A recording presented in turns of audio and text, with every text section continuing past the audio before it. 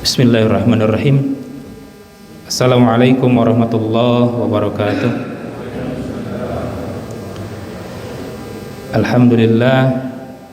Alhamdulillahi wa kafa wa salatu wassalamu ala rasulillahil mujtaba Muhammadinil mustafa wa ala alihi wa ashabihi ahlut tuqa wal wafa.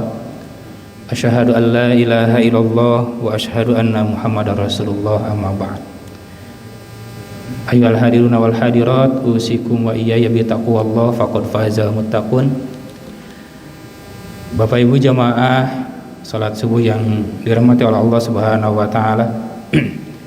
Alhamdulillah, puji dan syukur kita panjatkan kehadirat Allah Subhanahu wa taala karena di pagi hari ini Allah Subhanahu wa taala masih berkenan memberikan kesempatan kepada kita untuk senantiasa bersungguh-sungguh dalam memperbaiki diri, dan salah satunya kita wujudkan dalam menghadiri majelis ilmu ini. Mudah-mudahan setiap langkah kita dari rumahnya masing-masing untuk thalabul ilmi dijadikan wasilah nanti mudahnya langkah kita menuju surganya Allah Subhanahu wa taala. Karena Rasulullah SAW bersabda, "Man salaka thariqan yaltamisu fihi ilman, sahalallahu lahu thariqan ilal jannah." Barang siapa yang mau menempuh perjalanan untuk mencari ilmu, maka Allah akan memudahkan langkahnya menuju surganya Allah Subhanahu wa taala. Amin ya rabbal alamin. Salawat dan salam semoga senantiasa terlimpah curah kepada suri tauladan kita semua, yaitu Nabi besar Muhammad sallallahu alaihi wasallam, pada keluarganya, sahabatnya, tabi'in, tabi'ut tabi'in, mudah-mudahan dapat sampai kepada seluruh umatnya hingga akhir zaman. Amin ya rabbal alamin. Baik, jemaah sekalian, untuk tema kali ini yaitu tazkiyatun nafs, yang bisa ditinjau dari berbagai sudut disiplin ilmu tentunya. Kalau kita misalkan membuka kitab-kitab fikih, baik yang tipis maupun yang tebal gitu. Kalau fikih berbasis hadis misalkan yang tipis itu ada di kitab Bulughul Maram, atau yang tebal ada Fiqhus Sunnah karya Syekh Said Sabiq, atau Fiqhul Islam wa Adilatuhu yang ditulis oleh Profesor Dr. Wahbah Zuhaili. Kalau Bulughul Maram itu ditulisnya oleh Al-Hafiz Ibnu Hajar Al-Asqalani.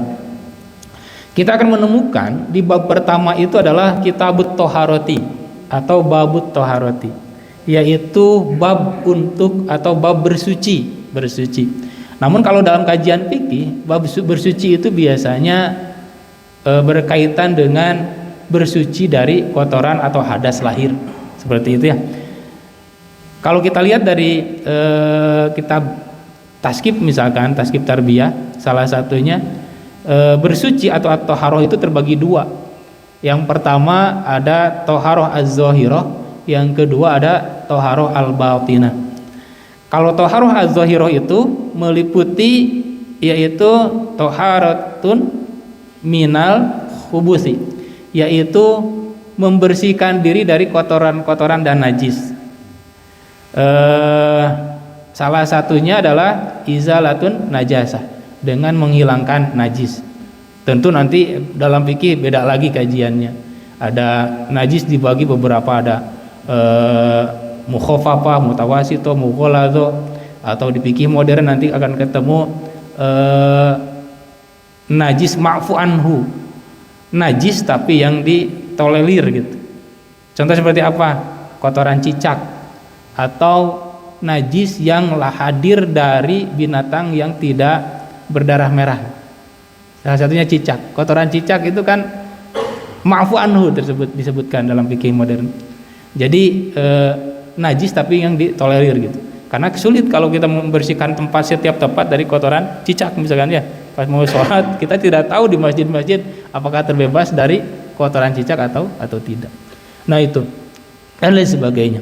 Kemudian thaharatu minal hadasi, yaitu membersihkan diri dari hadas dengan 3 cara, yaitu bil wudu'i dengan wudu, yang kedua bil ghusli dengan ghusl atau mandi besar kalau hadasnya hadas besar, Yang ketiga at-tayammum, yaitu dengan tayamum. Nah, ini yang disebut dengan taharatul zahirah. Tapi ada taharatul batinah, membersihkan sisi batin kita. Yang pertama tathhirul qalbi, membersihkan hati minasyirki wasyaki wal hasadi wal hikdi wal ghilli wal ghasyi wal kibri wal ujbi war riya'i was sum'ati, yaitu membersihkan hati dari penyakit-penyakit hati, yaitu syirik atau musyrik, kemudian syakun ragu-ragu, al hasadu hasad, kemudian al hikdu dengki, al ghillu itu kalau di sini terjemahnya iri hati, tapi ghillu itu lebih ke pendendam, dendam ya. Kalau ada dendam kesumat dalam hati itu namanya ghillun ya, salah satu. Kemudian al ghasyi yaitu sifat penipu, al kibri yaitu sombong, al ujubi ujub, ar riya'i riya, wasum'ati dan sum'ah. Itu penyakit-penyakit hati yang harus dibersihkan memang. Yang kedua tathhirun nafsi, yaitu membersihkan jiwa atau tazkiyatun nafs gitu ya. Ini dari apa? Minadz-dzunubi wal ma'asi, dari dosa dan juga maksiat. Dengan cara apa? Bitaubati, dengan taubat. Kalau membersihkan hati tadi dari penyakit hati, al ilaju penyembuhannya bil ikhlasi dengan ikhlas, wal yakini dengan yakin, wal hubbul khairi dan cinta kebaikan, wal hilmi dengan santun, bisidqi dengan jujur, wa tawadu'i dengan rendah hati. Itu sebetulnya nanti kita akan bahas juga di sini bahwa di sini kita tidak membahas fikih, tapi membahas sisi yang lain, yaitu tazkiyatun nafs. Sebetulnya kalau kajian ini itu, kalau kita yang suka membaca kitab-kitab tasawuf, ini muncul di bab pertamanya kitab tasawuf berbanding lurus dengan kitab fikih. Kalau di bidang tasawuf, ini yang jadi pertama, yaitu tazkiyatun nufus. Walaupun tazkiyatun nafs ini di dalam kitab tasawuf terbagi 3 sesederhananya gitu, yang disebut dengan takhalli, tahalli dan tajalli.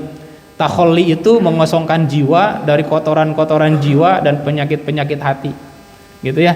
Kemudian tahalli menghiasi jiwa dengan akhlak-akhlak terpuji, akhlak-akhlak mazmumah. Kemudian tajalli itu adalah buah dari takhalli dan tahalli. Nanti cahaya keimanan dan hidayah dari Allah akan mudah masuk ke dalam hati kita ketika kita mampu tazkiyatun nafs ini gitu ya.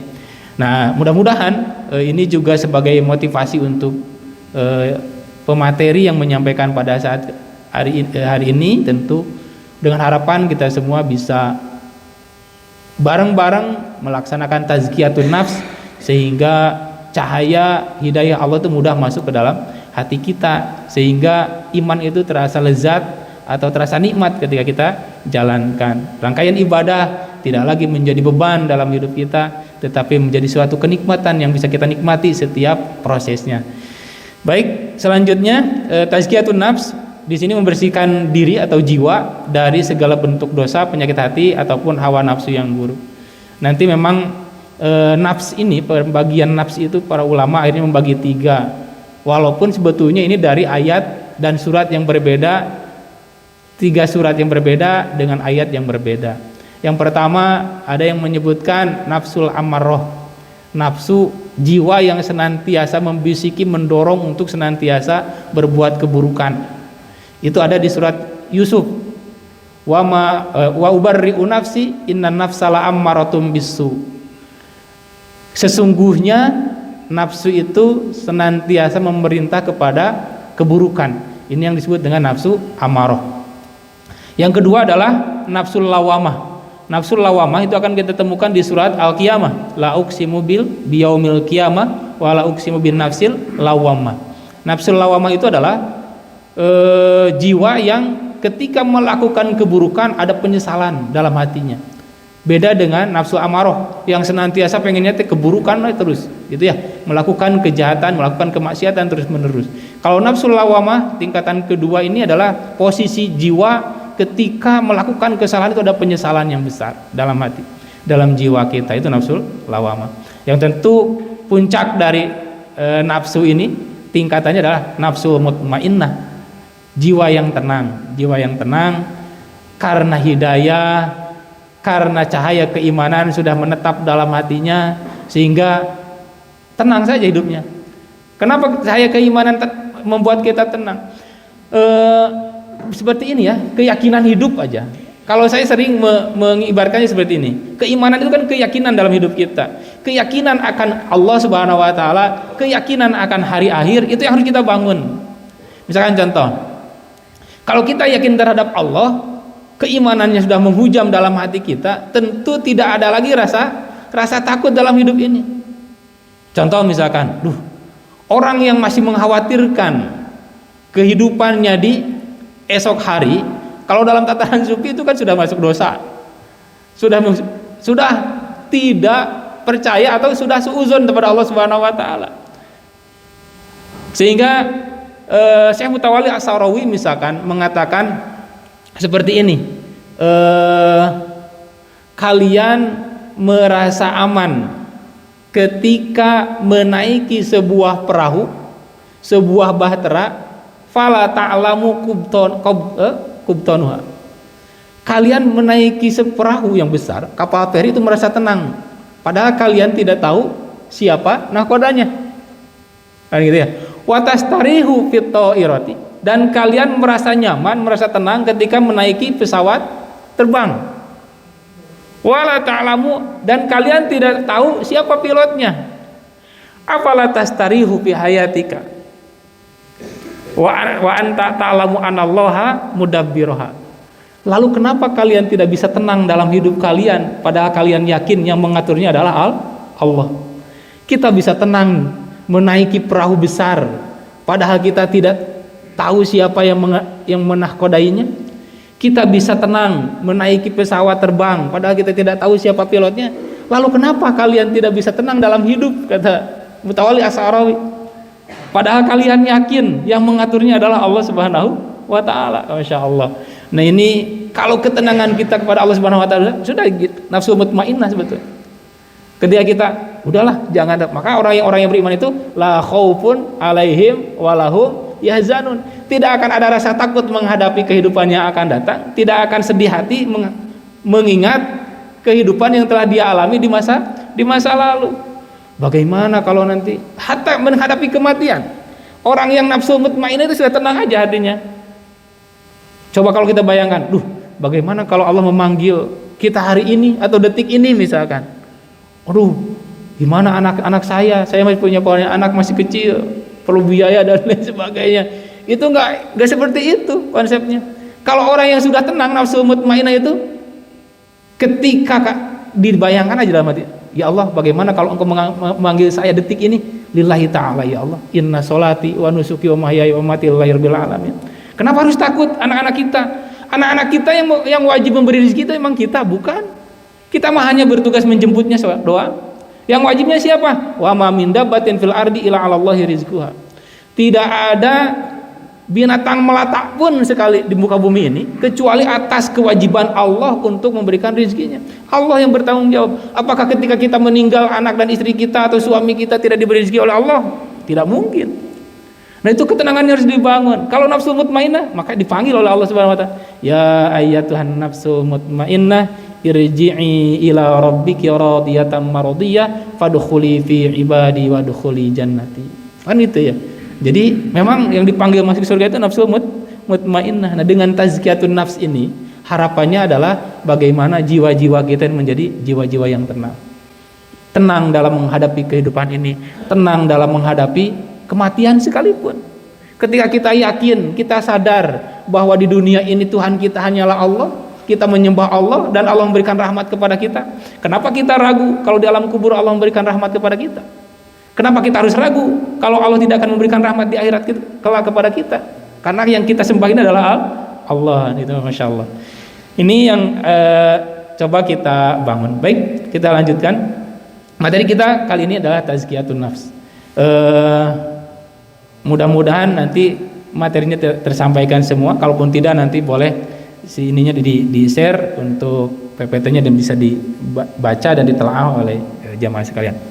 Yang pertama, kata tazkiyah itu diambil dari kata zakka yuzakki. yang artinya at-tathhir dan an-nama. At-tathhir itu adalah membersihkan. Kalau an-nama yaitu adalah menumbuhkan. Artinya tazkiyatun nafs bukan hanya membersihkan hati dari penyakit, tetapi juga menumbuhkan akhlak mulia dalam dan keimanan. Jadi ini sejalan dengan apa yang disampaikan dalam kitab-kitab tasawuf, yaitu takhalli, tahalli dan tajalli tersebut. Jadi bukan hanya mengosongkan diri kita dari hal-hal buruk, dari perbuatan-perbuatan dosa, nanti ada cara-caranya. Kemudian jadi menghiasi atau menumbuhkan akhlakul karimah dalam hidup kita. Nanti banyak ya yang kita akan bahas. Yang pertama, mengapa kita harus melakukan tazkiyatun nafs?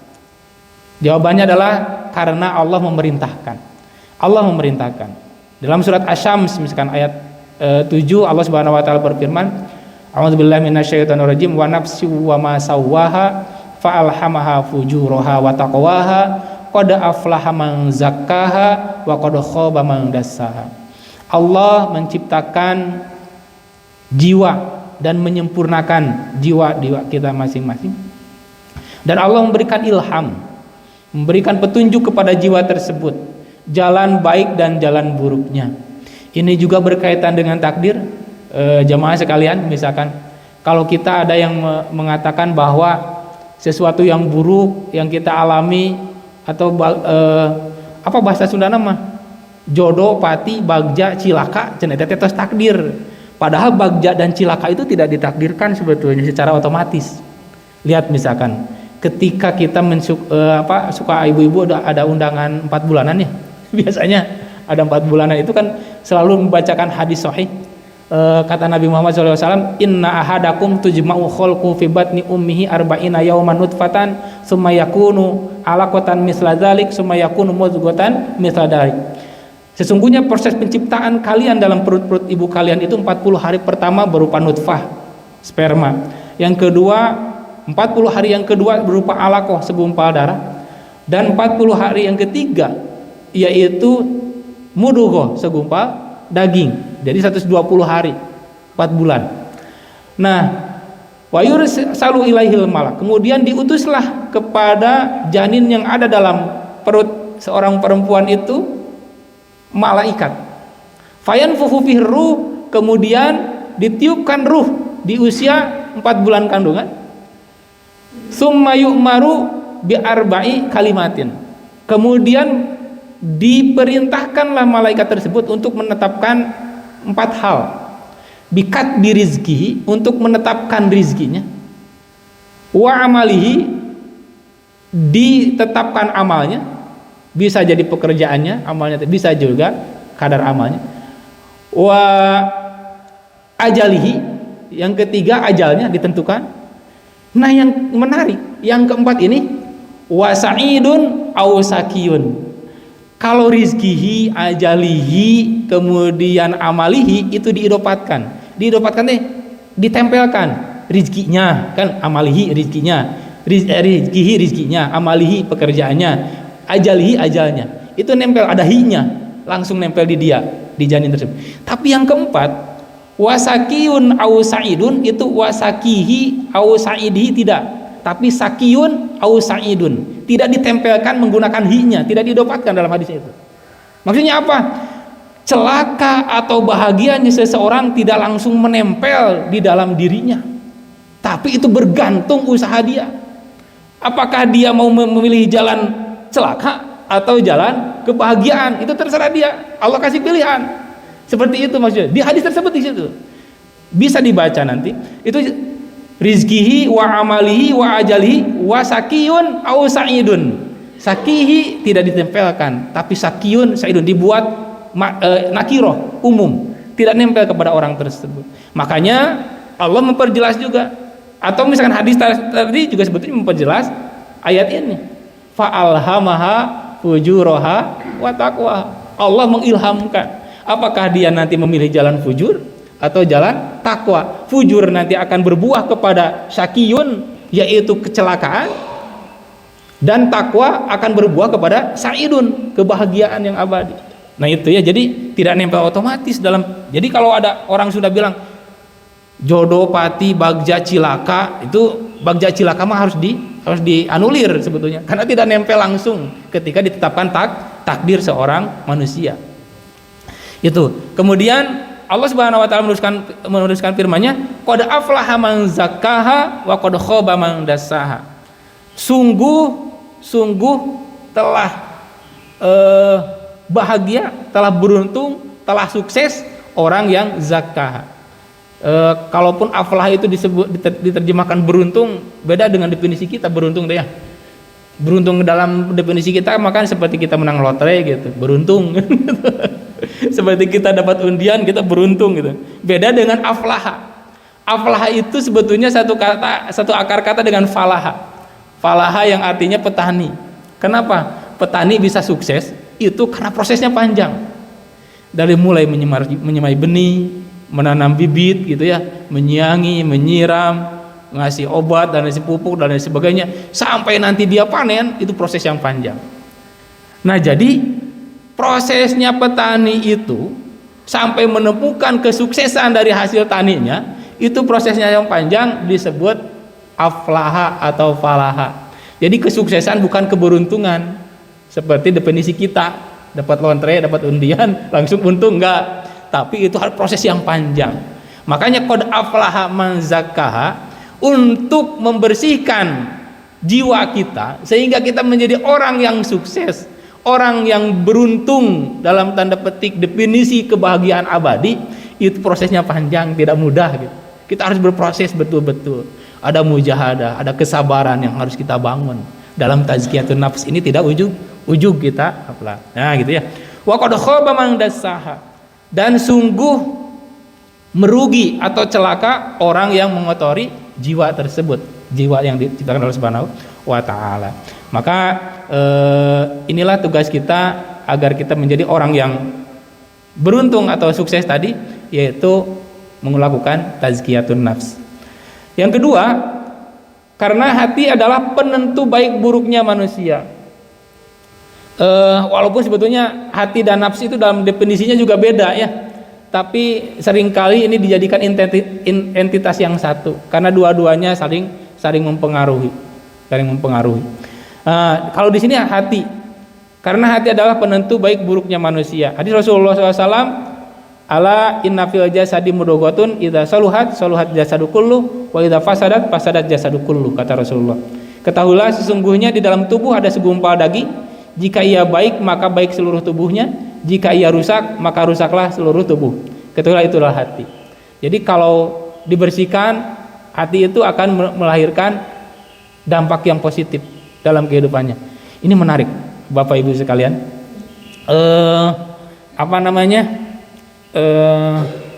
Salah satu dokter misalkan yang lulus lisensi WHO dari 12 dokter di Indonesia, ada beliau namanya Dr. Agus Ali Fauzi, barangkali sudah ada yang menyimak YouTube-nya, orang Surabaya beliau itu. Salah satu dokter dari 12 yang lulus lisensi WHO. Ini berkaitan erat ini ya. Beliau mengungkapkan dalam penelitian WHO, hidup manusia itu atau kesehatan seseorang itu dipengaruhi oleh tiga hal. Dan ada persentasenya, menarik gitu. Yang pertama, persentase yang pertama itu adalah makanan. Makanan itu berpengaruh kepada kesehatan tubuh kita. Berapa persen? Hanya 20%. 20%, tidak lebih dari 20%. Makanan itu ya. Yang kedua, pola hidup, olahraga dan sebagainya itu hanya 10%. Bahkan beliau mengatakan cukup dengan tahajud 11 rakaat aja udah menyelesaikan 10% itu. Gak mesti kita kemana-mana untuk olahraga, jogging dan lain sebagainya. Kalau kita rutin 11 rakaat tahajud, menurut beliau sudah selesai. Itu untuk memenuhi yang 10% ini. Tentu jangan sampai kita niatkan tahajud untuk olahraga ya. Nah, itu juga beda niatnya. Nah, ini 10%. Jadi baru 30%. Ada yang terbesar nih 70% itu apa? Karena 3 tadi ya. Kata beliau itu adalah penelitian WHO adalah yang menunjukkan 70% berdampak kepada kesehatan kita adalah suasana hati kita. Orang yang penuh syukur, orang yang ikhlas, orang yang tidak pendendam, itu adalah orang-orang yang sehat. Tapi kalau hatinya misalkan penuh dendam, tidak syukur, dikit-dikit marah, oh itu kenapa? Karena orang bahagia dengan syukur, dengan ikhlas itu akan menumbuhkan hormon endorfin kan gitu ya, yang kekuatannya untuk menyembuhkan luka sekalipun lebih dahsyat 1000 kali daripada morfin kata beliau. Nah ini hormon endorfin akan tumbuh ketika kita itu syukur, ikhlas, tidak dendam dan sebagainya. Justru kalau sebaliknya, kalau kita misalkan dikit-dikit marah dan lain sebagainya, dikit-dikit pendendam, tidak ikhlas, maka yang tumbuh itu adalah hormon kortisol. Hormon kortisol itu justru yang memicu kanker gitu ya, yang memicu tumor dan lain sebagainya, penyakit-penyakit yang berbahaya dalam tubuh kita. Nah, ini menarik sebetulnya ya, 70% itu subhanallah, sampai Rasul kan kalau kita kaitkan dengan hadis ini, apa kata Rasul? Ala bil jasadi mudghotun idza saluhat jasadu kullu. Kalau sehat, segumpal daging yang dalam tubuh kita, sehat seluruh tubuh kita. Tapi kalau sakit, banyak penyakit hatinya, akan sakit juga badan kita. Jadi ini 14 abad yang lalu Rasulullah sudah berfirman seperti ini. Akhir-akhir misalkan WHO meneliti seperti itu kan. Nah ini, maka menurut kelakarnya Dr. Agus itu kan kata beliau, jadi kalau ibu bapak punya kolesterol gitu ya, terus bapak ibu mau makan durian seenaknya, emang nggak aja. Mau makan gulai kambing, der aja nggak apa-apa.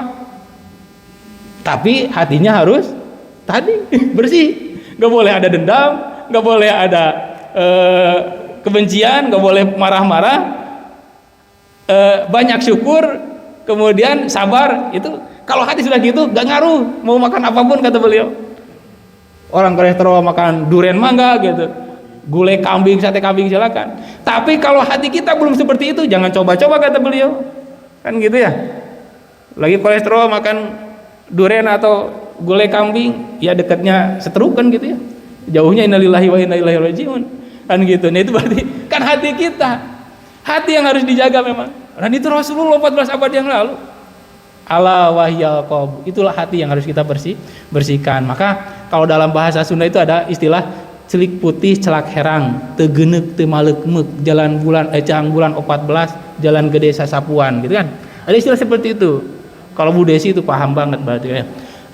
Itu adalah gambaran hati itu memang plong aja gitu, luas aja hati. Ya, gitu. Nah, kalau hati yang luas seperti itu tidak akan dipengaruhi oleh makanan sebetulnya. Seperti itu ya. Mangga itu mah dilatih aja, tapi jangan coba-coba kalau belum bersih hati, coba-coba seperti tadi ya, makan seenaknya. Dampaknya malah kolesterol makin tinggi nanti ya. Masya Allah. Selanjutnya, yang ketiga, karena penyakit hati lebih berbahaya dari penyakit fisik ya. Allah Subhanahu wa taala berfirman, fi qulubihim maradun fazadahumullahu marada. Dalam surat Al-Baqarah ayat 10. Salah satu sifat penyakit hati dalam ini adalah nifak. Kemudian ada penyakit hati meliputi ada riya, ujub, hasad, takabur, hubud dunya, suuzon dan lalai dari Allah Subhanahu wa taala. Ini banyak, atau tadi dari tasqif tarbiyah itu banyak sekali tadi. Ada gil, ada dan sebagainya, dendam dan sebagainya. Ini juga yang harusnya kita bersihkan ini penyakit hati. Ada ujub, ada riya gitu ya. Ada sum'ah tadi. Kadang ada orang yang memang terbebas dari riya, tapi anggernya hoyong sum'ah gitu bahasa Sundanya. Contoh misalkan, ada yang gitu, ada misalkan sangat bisa. Kita tahajud misalkan jam 2. Kan ada orang nggak ada yang tahu loh, kita sholat sendiri kok gitu, nggak ada yang tahu. Tapi siang-siang pas pagi-pagi ngobrol sambil beli sayur sama ibu-ibu tuh misalkan. Bu, tadi waktu saya tahajud rakaat ke-8, misalkan gitu ya. Tiba-tiba ada kucing kudombrang di dapur, itu bunyi seperti itu. Dia teh mau cerita kucing apa cerita dia tahajud dan gitu. Kan sederhana. Lolos sebetulnya dari riya karena tidak ada orang yang melihat. Tapi ingin didengerin orang bahwa dia teh ahli tahajud gitu ya. Ngomong aja pasti. Hati-hati. Karena penyakit sum'ah juga itu merupakan penyakit hati sum'ah itu ya. Ingin kebaikan kita itu diapresiasi oleh orang setelah mereka mendengarkannya gitu. Hati-hati. Karena ada orang yang lolos dari tadi itu dari riya tapi tidak lolos dari sum'ah. Yang kedua, su'uzon. Su'uzon itu dampaknya juga akan menggandeng dosa-dosa yang lain. Hati-hati itu. Su'uzon itu berprasangka buruk. Berprasangka buruk itu akan melahirkan dosa-dosa yang lain. Misalkan ya, kita lihat dalam surat Al-Hujurat ayat 12, yang akan lahir dari suudzon itu. Maka kata Allah Subhanahu wa taala, a'udzubillahi minasyaitonir rajim, ya ayyuhalladzina amanu jtanibu katsiran minadh-dhonni inna ba'dadh-dhonni itsmu wala tajassasu wala yaghtab ba'dukum ba'dha. Ini adalah yang akan lahir dari suudzon. Yang pertama kata Allah, jauhilah kebanyakan dari berprasangka. Karena sebagian prasangka itu atau yang disebut dengan suudzon itu adalah ismun, dosa kata Allah Subhanahu wa taala. Kenapa? Karena kalau kita sekali saja suudzon terhadap orang, maka kita akan mencari-cari untuk melegitimasi, membenarkan suudzon kita, akan mencari keburukannya loh. Mencari kesalahannya yang dalam Al-Quran disebut dengan tajassasu atau tajasus, mencari-cari keburukan orang lain. Itu lahir dari suudzon. Masa kita suudzon gak ada bukti, kan gak enak juga, nanti buat bahan gosip kan apa. Nah itu yang melahirkan dosa yang ketiga. Setelah tajasus, apakah cukup kita tahu keburukan orang? Ya enggak dong. Ini ada bahan untuk gosip, untuk diobrolin di orang-orang lain. Maka larangan Allah, wala yaghtab ba'dukum ba'dha, janganlah menggibah satu kalian dengan yang lain. Para sahabat bertanya kepada Rasulullah, ya Rasul, bagaimana kalau kita obrolkan itu dari gibah itu memang benar terjadi? Ya itu gibah kata Rasul. Kalau tidak terjadi, bahasa kita fitnah. Kalau bahasa Arabnya qadzab kata Rasulullah. Jadi gibah itu kalau benar jadi gibah, kalau salah itu menjadi fitnah. Nah bahasa kitanya kan gitu. Nah itu yang melahirkan. Dan ini menarik Bu. Jangan dikira berita ini di tahun 2003 itu lewat begitu saja. Misalkan tahun 2003 jagat Indonesia itu dihebohkan dengan berita di Purbalingga saya lupa tempatnya. Ada seseorang yang kalau misalkan mendengarkan berita duka di masjid, innalillahi wa inna ilaihi rajiun, dia itu malah senang. Kenapa? Karena nanti malam saya akan menggali kuburan dan saya akan makan dagingnya. Kan gitu ada. Tahun 2003 persisnya. Aduh siapa namanya? Sumanto. Yang ingat, ambil ibrohnya aja ini Mbak ya, ambil ibrohnya aja. Nah, itu kalau saya lihat dia kan mengambil daging manusia dari kuburan itu untuk dimakan, itu bukan dimakan mentah. Kalau direka adegan salah satu stasiun TV nasional, itu kan dia itu dipasak. Jadi dia bikin sop iga misalkan gitu ya, dari iga manusia tersebut. Dia bikin sate misalkan gitu ya, sate dari daging mayat tersebut. Bahkan di reka adegan itu nggak tahu iya atau didramatisir yang saya saksikan itu, dia itu suatu saat pernah ingin makan bareng dengan keluarganya yang beda RT lah kalau kita gitu. Dia itu masak dulu malamnya seperti itu. Kayak masak daging kambing aja, digulai, di sate gitu ya, mungkin di rawon kalau di sana gitu. Gitu. Kemudian dimasukin ke rangki lantang, kalau sekarang rantang gitu ya, ada nasinya, ada sayurnya, ada kerupuknya gitu. Bawa ke keluarganya, orang tua, adik kakaknya, dia makan bareng-bareng kayak makan daging kambing. Wah bayangkan coba, padahal kalau kita tahu itu daging manusia kan mualnya itu, wah mana tahan gitu. Mana tahan kita membayangkan apa yang dilakukan oleh Sumanto. Padahal Allah hadirkan itu untuk menyadarkan kita. Ayat 12 surat Al-Hujurat itu belum selesai tadi kan? Wala yaghtab ba'dukum ba'du. Apa kata Allah? Ayuhibbu ahadukum ayyakula lahma akhihi maitan fakarihtumu. Apakah suka salah seorang dari kalian memakan bangkai saudaranya kalian sendiri? Tentu kalian merasa jijik. Membayangkan Sumanto saja kita mual. Kan gitu ya. Tapi kenapa kelakuan di antara kita tidak jauh dengan Sumanto? Bukankah dosa gibah itu sama dengan memakan bangkai saudaranya sendiri seperti Sumanto? Itu Allah hadirkan sebetulnya untuk jadi ibroh buat kita. Kita itu mual kalau membayangkan Sumanto. Hari pas ada yang ngegosip kita anteng gitu ya, mengikuti. Nah nanti mah kalau ada yang ngajak ke gosip, maaf Bu gitu, Sumanto gitu aja. Bayangin aja kalau ada orang datang kepada kita mau ngajak ngegosip, ngomongin kejelekan orang apalagi, Wah ini Sumanto lagi bawa daging manusia buat kita makan. Itu aja dibayanginnya. Kan itu Masya Allah, itu dosa dari suuzon itu dampaknya besar. Ya, maka jauhi kata Allah. Ijtanibu katsiran minadh-dhonni inna ba'dadh-dhonni ismun. Kebanyakan dari prasangka itu jauhi kata Allah. Karena sebagian prasangka yang disebutkan suuzon itu, ini salah satu dosa itu adalah dosa ismun kata Allah Subhanahu wa taala. Kenapa? Akan melahirkan dosa berikutnya bahkan lagi, yaitu tajasus, mencari kesalahan orang lain. Setelah itu diberita-berita kepada orang lain, diberitahu, yaitu dalam bentuk gosip atau ghibah dalam. Ini serangkaian.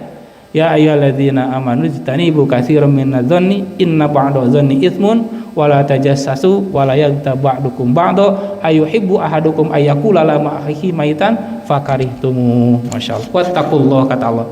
Bertakwalah kalian kepada Allah. Masya Allah ya. Ini harus kita bersihkan dari ini. Ada penyakit hati ini. Walaupun tidak dibahas satu persatu ya, karena ini juga. Kita lanjut. Yang keempat, kenapa kita harus membersihkan jiwa ini? Karena keselamatan di akhirat bergantung pada hati yang bersih juga. Firman Allah dalam surat Asy-Syu'ara ayat 88 sampai 89. Yaumala yang faumalun wala banun illa man atallaha biqalbin salim, yaitu pada hari tidak ada lagi yang bisa kita ambil manfaat dari harta dan anak-anak. Nanti tidak ada manfaatnya kalau di akhirat. Anak itu bermanfaat ketika mereka masih di dunia dan berdoa kepada kita, doa anak solih itu bermanfaat terus ya. Tapi nanti di akhirat, yauma yafirul mar'u min akhihi wa ummihi wa abi, semua akan mempertanggungjawabkan setiap perbuatan masing-masing. Sehingga la yanfa'u malun wala banun illa man atallaha biqalbin salim, kecuali orang yang datang menghadap Allah dengan membawa hati yang bersih. Itu tadi teh hati nu teu geuneuk teu malekmek tadi ya. Hati yang betul-betul lapang. Ini juga ya, hati lapang itu seperti apa? Kalau kita mah harus minta kepada Allah ya, derajatnya, karena kita masih di bawah Nabi Musa, beda dengan Nabi Muhammad. Kalau Nabi Muhammad mau diotomatiskan oleh Allah. Apa kata Allah? Alam nasroh laka sadrak. Bukankah aku telah lapangkan dadamu Muhammad? Nah kalau kita mah berdoa aja sama Nabi Musa.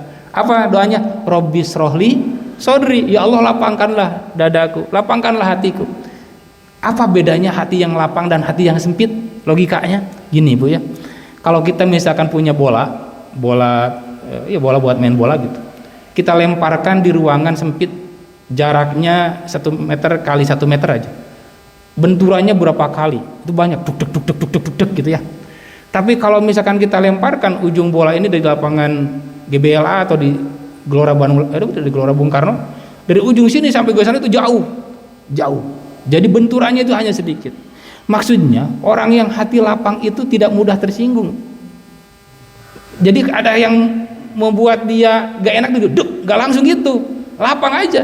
Seperti Rasulullah, kan Rasulullah hatinya lapang. Jangankan dihina Rasul, diludahi, dilempari kotoran unta, Rasulullah anteng wae gitu. Karena hatinya lapang, oleh Allah sudah dilapangkan. Nah kalau hati sempit, kayak disebut non hidung, wah langsung ngomong non maneh, kan gua rame itu teh.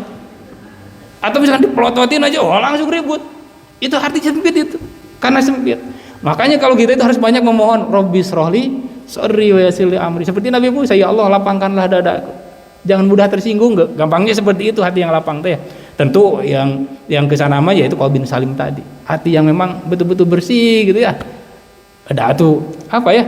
Kalau kata Agi mah, kalau kita mendengarkan cacian hinaan orang teh, anggap we baskom jatuh, baskom di dapur jatuh, gedombrang gitu.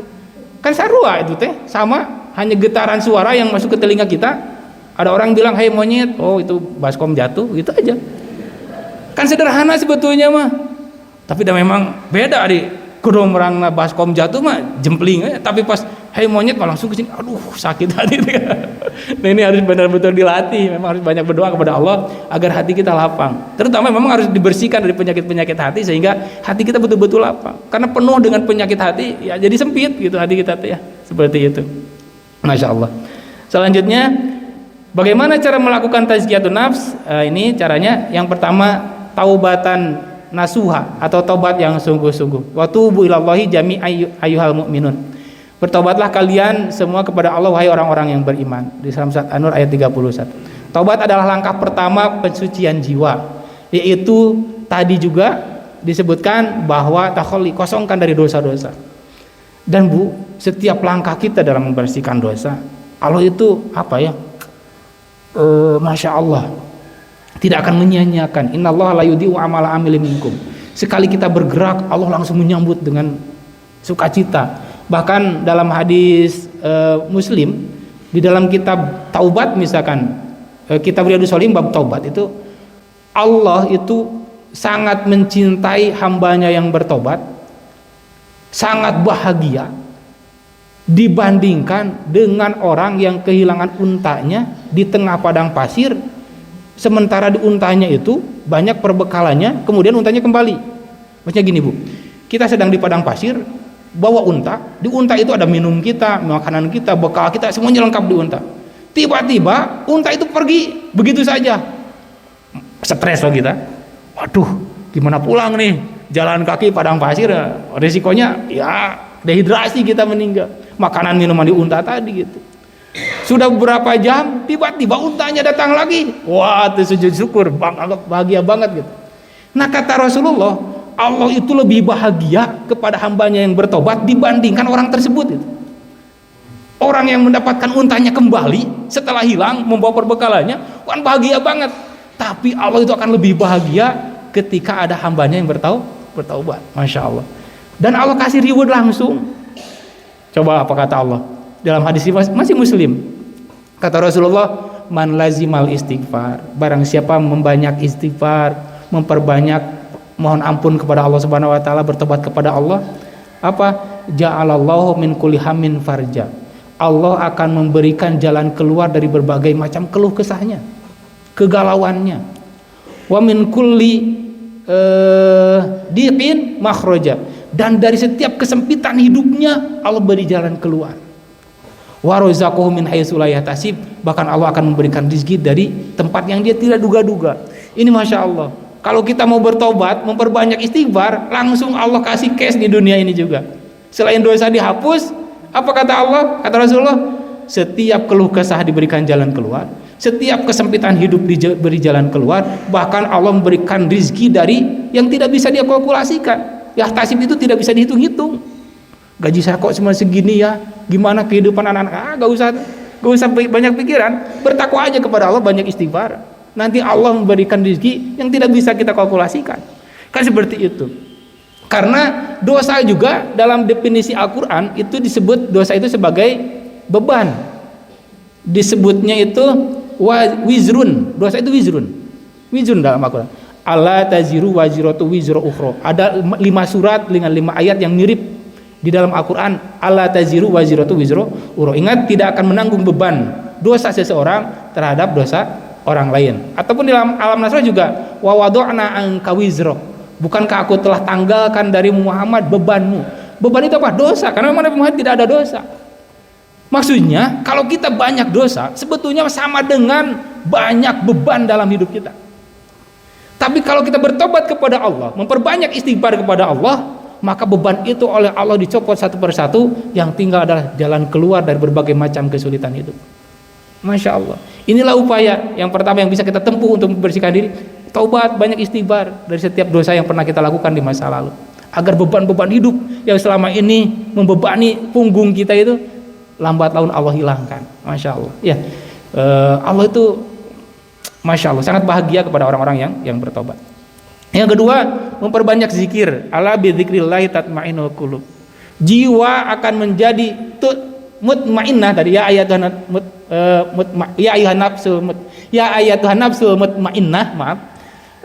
Ini sama dengan ala bidzikrillahi tatmainnul qulub. Mutmainnah tatmainnu. Ketenangan batin, ketenangan jiwa, ketenangan hati itu akan diraih dengan memperbanyak zikir kepada Allah Subhanahu wa taala. Memperbanyak zikir.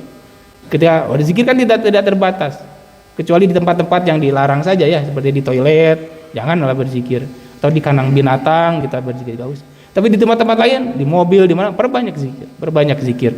Bahkan kata Rasulullah SAW, masalul ladzina yadhkurunallaha wal ladzina la yadhkuruhu mislul hayyi wal mayyiti. Orang yang senantiasa berzikir kepada Allah dan orang yang tidak berzikir kepada Allah, perumpamaannya seperti orang yang hidup dan mati.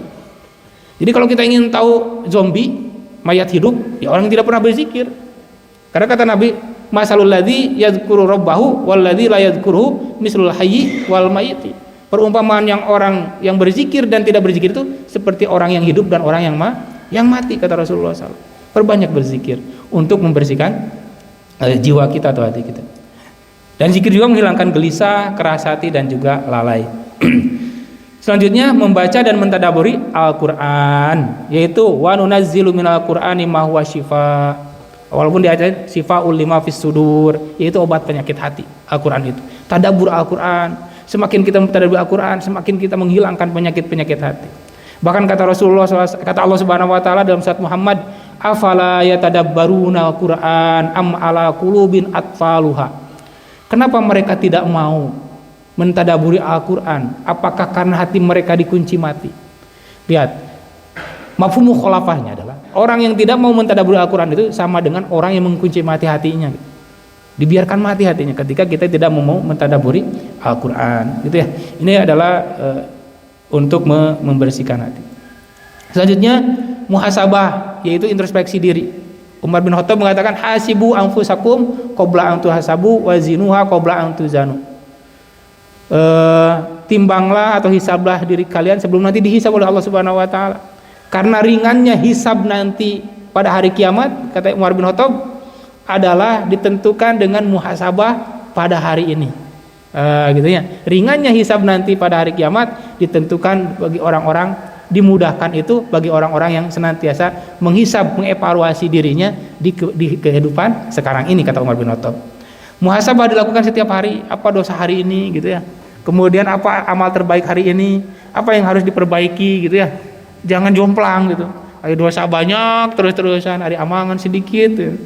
Itu juga hati-hati ya. Walaupun saya tidak cantumkan ini manja bihasanati palau asu amsalihah ya. Jadi malah optimis nanti. Maksudnya gini, kalaupun kita banyak dosa, tapi amal sedikit, asal jangan melebihi batas ini aja ya, batas minimalnya.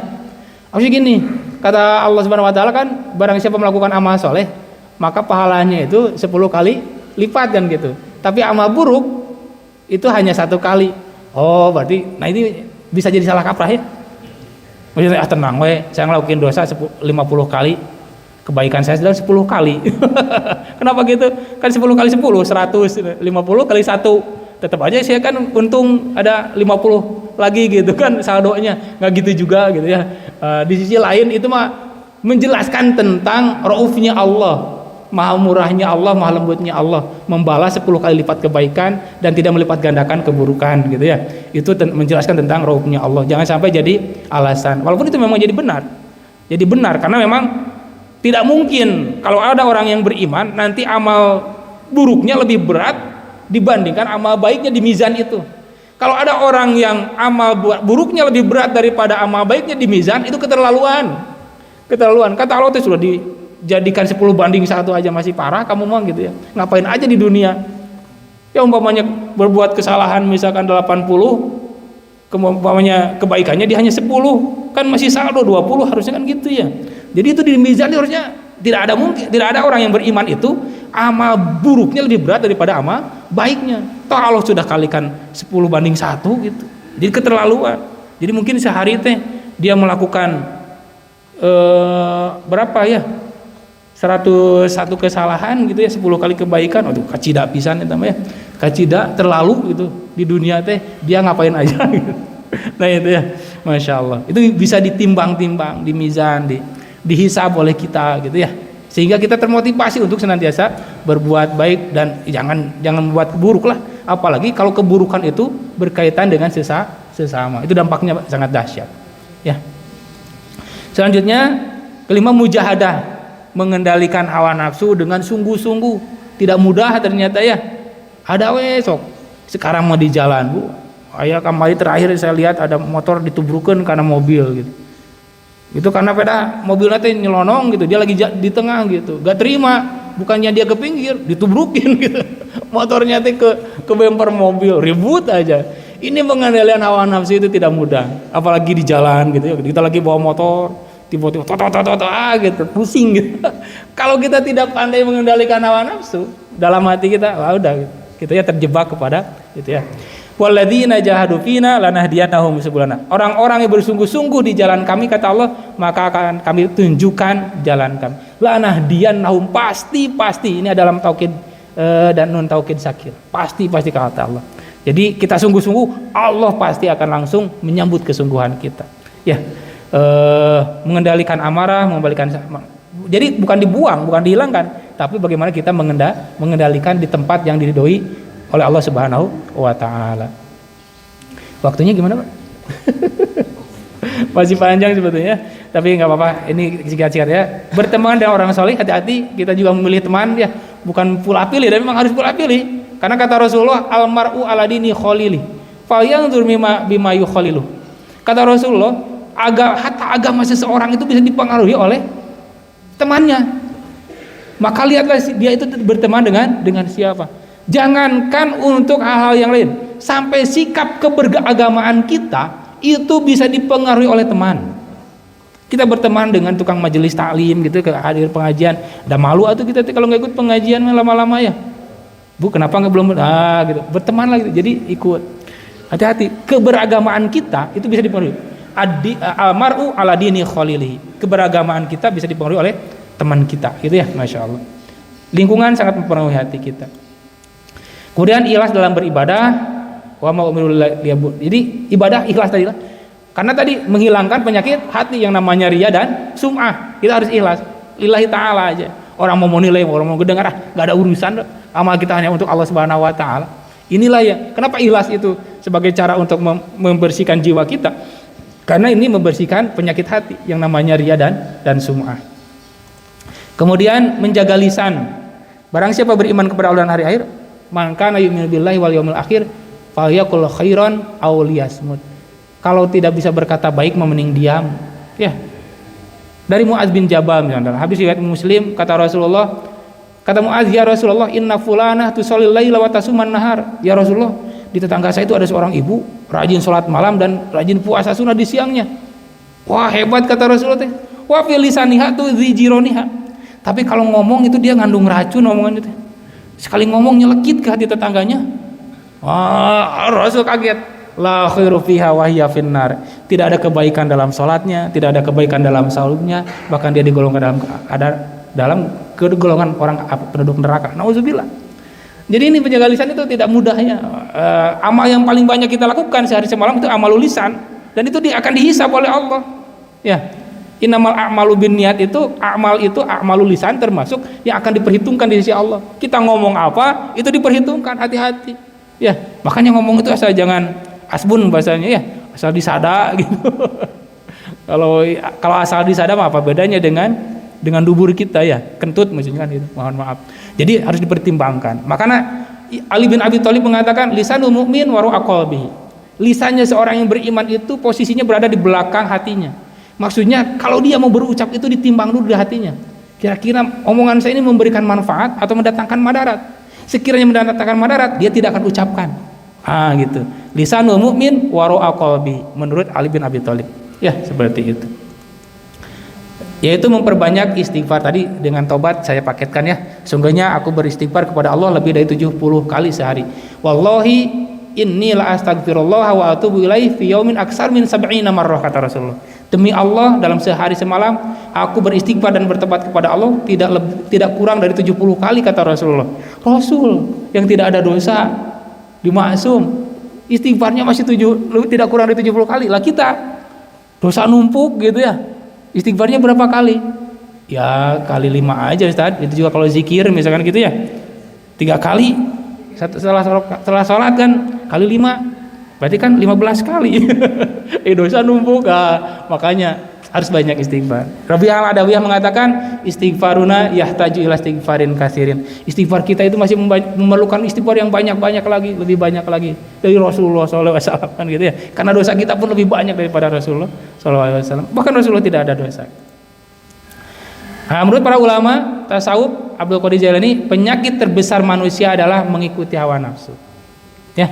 Kemudian Jalaluddin Rumi mengatakan berhala di zaman ini adalah manusia menyembah egonya. Hati egosentris, hati-hati ya. Kita kokoh dengan hayang kita, menyampingkan kepentingan orang banyak dan orang lain, itu juga. Ini sejalan dengan firman Allah. Nanti dilihat, saya lupa suratnya tapi ayatnya saya hafal. Kata Allah, ara'aita man ittakhadha ilahahu hawahu afa anta takuna alaihi wakila. Bagaimana pendapat Muhammad tentang orang yang menjadikan hawa nafsunya sebagai Tuhan? Ada orang yang mempertahankan hawa nafsu, mempertuhankan egonya. Sehingga Jalaluddin Rumi mengatakan berhala terbesar itu bukan batu lagi, bukan patung lagi, bukan pohon besar lagi, tapi orang-orang menyembah egonya, menyembah hawa nafsunya. Hati-hati, ini harus dikikis ya. Ahmad Ibnu Athaillah As-Sakandari mengatakan amal tidak akan sampai kepada Allah tanpa hati yang ikhlas, yang bersih tadi ya. Masya Allah. Itu kiranya beberapa hal yang perlu kita lakukan dalam tazkiyatun nafs. Ini manfaatnya kalau tadi diukur dengan manfaat di dunia, betul bahwa kesehatan fisik kita pun, lahir kita itu dipengaruhi kesehatan batin kita, kesehatan hati kita gitu ya. Jadi itu penelitian WHO juga seperti itu. Apalagi surga nanti ya, qalbin salim salatnya kan itu. Kemudian nafsu mutmainnah itu yang akan dijamin radhiyatam mardiyah, masuk ke dalam surga itu dengan penuh keridhaan dari Allah dan juga diridhoi oleh Allah dan juga dia ridho terhadap ketentuan Allah. Kiranya sekian mungkin yang dapat disampaikan untuk pertemuan kali ini berkaitan dengan tazkiyatun nafs. Ya mudah-mudahan tentunya harapannya setelah ini kita betul-betul menjaga akhlak yang baik gitu ya, menghiasi dengan akhlak yang setelah istighfar, tobat dan sebagainya. Terutama jangan sampai kita mudah melakukan dosa antara sesama, itu yang berat. Kita sudah tahu misalkan hadis muflis, orang yang bangkrut pada hari kiamat bukan tidak ada pahala sholat, bukan tidak ada pahala puasa, bukan tidak ada pahala zakat, tapi banyak dosa kepada orang lain. Fayu tu hada min hasanati wa hada min hasanati. Kemudian pahala-pahala itu kan dikasihkan kepada orang yang dia zalimi. Falamma faniyat wa lam yuqda ma alaihi, kata Rasulullah. Bahkan ketika pahalanya sudah habis, tapi dosa ke orang lain masih banyak, ukhidat min khotoyahum, dosa-dosa orang lain yang diberikan kepada kita. Jadi bukan tidak ada pahala, tapi ketika pahala itu, kebaikan itu dibarengi perbuatan zalim kepada orang lain, menyakiti melalui lisan, melalui perbuatan, melalui isyarat, hati-hati. Kan wailul likulli humazah itu termasuk isyarat juga bisa jadi hinaan kepada orang. Bisa gitu hina isyarat, bisa. Misalkan saya dengan Pak FC, Pak Dwi datang tuh, saya ke FC. Jadi gitu aja. Udah wailun gitu.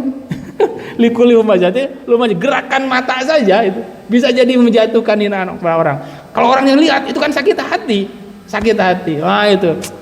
Maka Hasan Al-Basri mengatakan in laqitallah bisab'ina dzamban fimma bainaka wa bainallah ahwanun 'alaika min antalqahu bidzanbin wahidin fimma bainaka wa bainal ibad.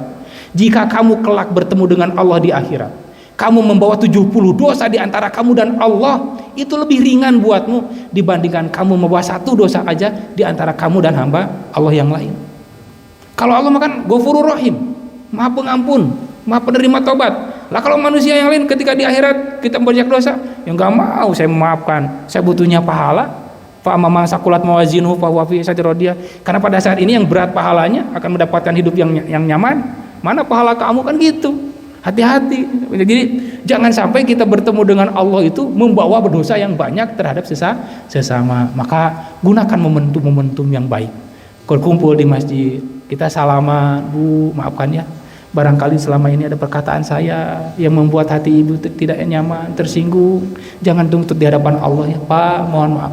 Barangkali ada ego saya, sikap saya melukai perasaan Bapak, mohon maaf. Barangkali itu yang akan membuat beban saya berat nanti di hadapan Allah. Jangan saling tuntut di hadapan Allah. Itu harus saling bebaskan di dunia ini, agar ketika di akhirat itu memang kita betul-betul tidak membawa dosa antara sesama dan pahala kita itu utuh di sisi Allah Subhanahu wa taala. Itu aja mungkin untuk pertemuan kali ini. Mohon maaf atas segala kekurangan. Bapak Ibu jamaah yang dirahmati Allah Subhanahu wa taala, tentu apa yang disampaikan tadi sebetulnya motivasi buat pribadi ya. Yang tentunya mudah-mudahan manfaatnya bisa bersama-sama kita dapatkan dan kita tergolong orang-orang yang aflah tadi, orang-orang yang beruntung, orang yang sukses, orang yang bahagia dengan cara tazkiyatun nafs. Qad aflaha man zakkaha, gitu ya. Mudah-mudahan Allah Subhanahu wa taala memberikan kemampuan, kekuatan kepada kita, keteguhan hati, kemantapan bersungguh-sungguh untuk senantiasa membersihkan diri dari hal-hal yang negatif, dari dosa berupa dengan tobat dan istighfar. Kemudian kita meninggalkan dosa-dosa yang di masa lalu kita tidak mengulanginya. Itu saja mungkin yang dapat disampaikan, yang benar adalah firman Allah dan sabda Rasulullah SAW. Kalaupun ada yang keliru, itu mutlak kekeliruan pribadi, mohon maaf yang sebesar-besarnya. Mari kita tutup pertemuan ini dengan hamdalah dan doa kifaratul majelis. Alhamdulillahirabbil alamin, subhanakallahumma bihamdika asyhadu an la ilaha illa anta astaghfiruka wa atubu ilaik. Aqulu qouli hadza wa astaghfirullah li wa lakum. Wassalamualaikum warahmatullahi wabarakatuh.